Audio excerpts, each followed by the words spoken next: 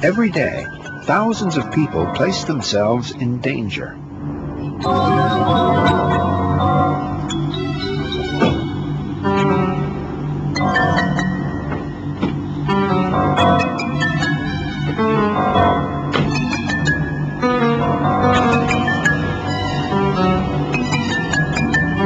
Not for the thrills, nor the excitement, but simply to earn a living.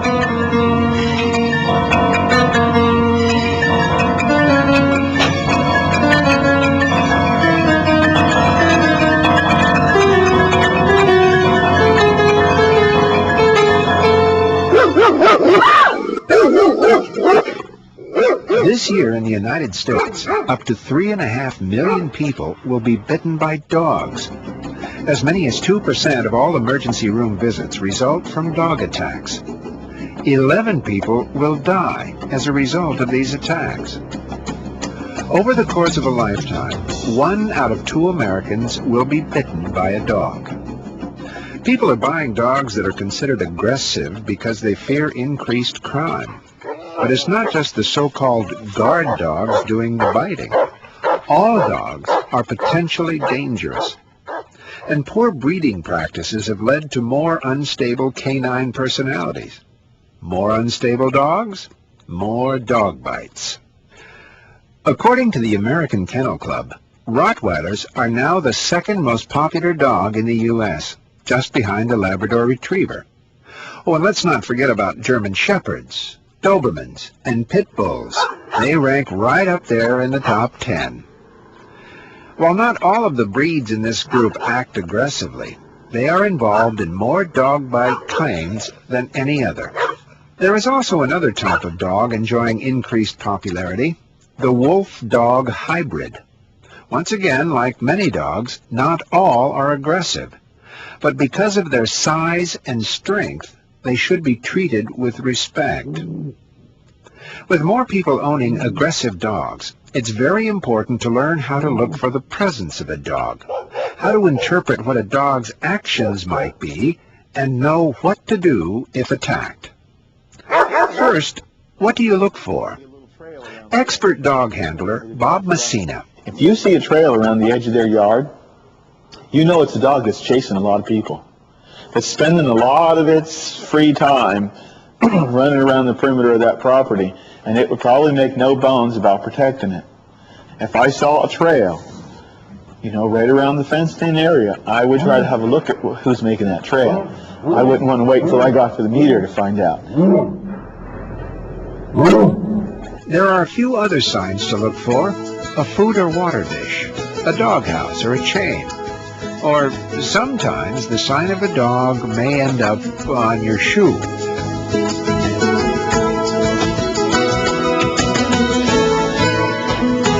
Looking at a dog's surroundings may be as important as actually seeing the dog. Inconsistent care from humans is going to cause unpredictability in the dog, which is the red flag that's got to go up for you.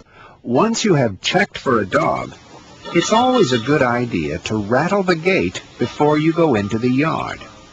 Even though you have done your job and looked for those telltale signs and may not have seen any, you should still be careful. A surprise could happen at any time. Look for partially open garage doors.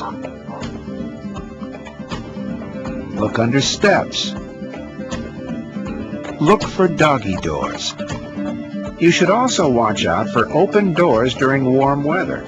A dog that is normally kept indoors may easily get out of the house. When it makes a trail around the property, and from 10 to 11 he hides under the deck for the milkman, and then when the sun moves a little bit, about 2 o'clock, he moves under the blue spruce tree waiting on the meter reader, and 2 times a month he waits for the mailman over in this other location. And that's what we call your typical farm dog.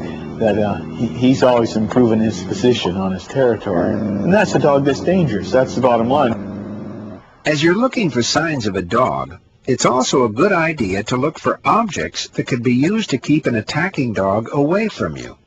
The bicycle, garbage can, and rake could be used to buy time, those few extra seconds to escape from the dog. Another method to keep a dog away is with an umbrella. This makes you appear much larger and confuses the dog. Wave an umbrella at them or open the umbrella and stand dominant over the dog. You may not get out of the yard in the next 30 seconds, but you won't get bit either. And remember, your objective is to get away from the dog, hopefully with no injury to yourself or to the animals.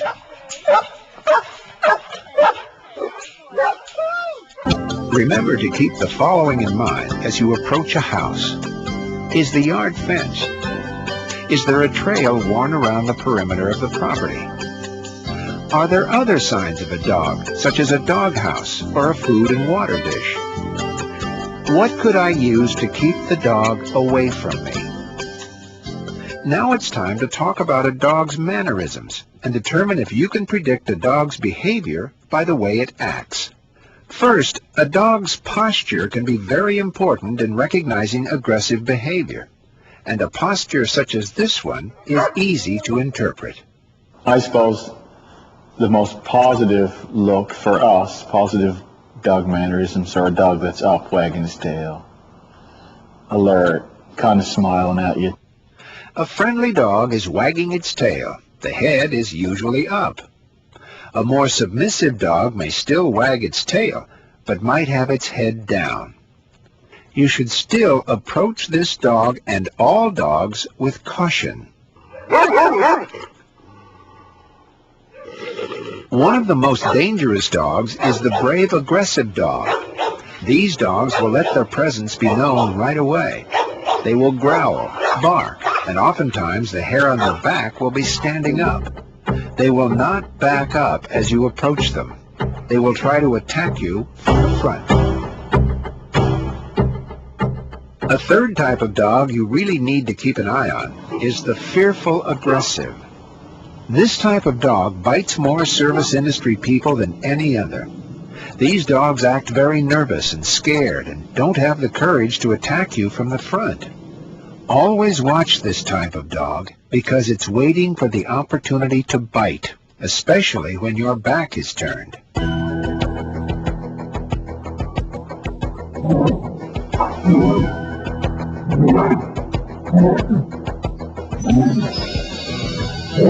The final type of dog you need to watch carefully is the unpredictable dog.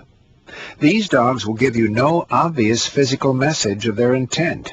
They will not act aggressively or friendly. Treat this dog as if it will attack at any moment, because it might. Trying to assess what type of dog you are dealing with can prevent surprises. Looking for signs such as a wagging tail may tell you the dog is friendly.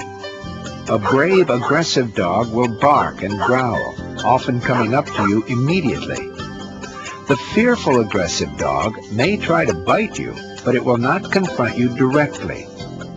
The unpredictable dog will not give you any indication of its intentions. You should treat this type of dog the same way you would treat the brave, aggressive dog. And remember, most dogs will let you into their space, but if they're planning to attack, it will happen as you leave.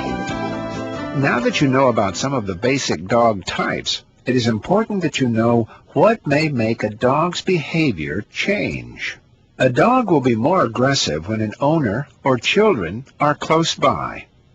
The dog will feel safer attacking you because of the owner's presence and feels it should be more protective.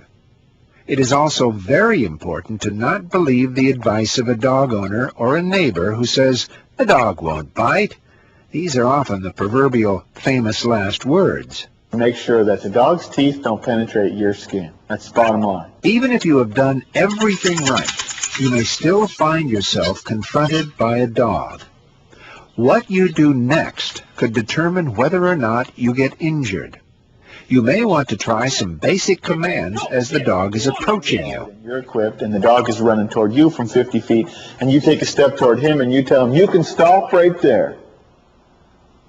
Okay, and it's got to be that kind of a voice. You can stop right there. Sit. Go with something you think the dog might have been taught. Sit. Stay. Stop. No. That's always a good one. No. Wave your coat. I said no. Okay? But you're maintaining this position, this, I'm right here. You're not taking off. As soon as you take off, you've given up that entire opportunity. It's over. If you looked around the yard, you may have seen something you could use to keep the dog away. Remember, you just want to keep the dog away from you long enough to get to a safe place.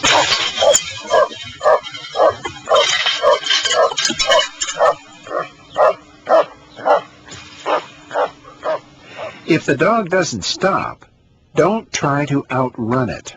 A dog is much faster than you, and running will only increase the aggressiveness of the attack. You've now taken the bait. Okay? Now, if you're running for the gate, he knows, I got this guy on a string. He's mine. If the attacking dog finally gets a hold of you, there are still some actions which could help. They are now aggressive and they're caught up in the crisis, and if you fight back and you keep the crisis going, they're going to keep the attack going. And if you stop, as much as it hurts to stop, and you just stand there, if you're motionless, the dog is going to quit. If there's nothing to fight, the dog is not going to fight. When you stop the fight, it's important to not pull away from the dog if it has a hold of you. This will only tear your skin and increase the severity of the attack. And this is very important. Always see a doctor immediately if the skin is broken, even if it's just a scratch. Remember, give a stern command to sit or stop. Try to put an object between you and the dog. Stop the fight. Do not pull away from the dog. Seek medical attention if the bite breaks the skin. It's time to review what we have learned about dogs. Always look for signs of a dog before you enter a yard. Look for items that could be used to keep a dog away from you as you are looking for signs of a dog. Assess what type of dog you are dealing with before you put yourself at risk. Is the dog friendly, brave aggressive, a fearful aggressive, or unpredictable? Do not put yourself in a dangerous situation if you are unsure about a dog's behavior, and do not trust any dog. If you are attacked and can't get away from the dog, stop the fight. Seek medical attention if the bite breaks the skin, even if it's only a scratch. And it doesn't have to be a big dog that you need to be afraid of. It's any dog. Teeth are teeth. There's not much difference in the canine size of a Rottweiler and a Border Collie. They each have, their effectiveness. Words to live by. Chances are sometime you'll have to deal with a contrary canine. Remember the steps shown in this training, and you'll have more confidence and get better results. Understanding man's best friend is your best way to earn that paycheck safely.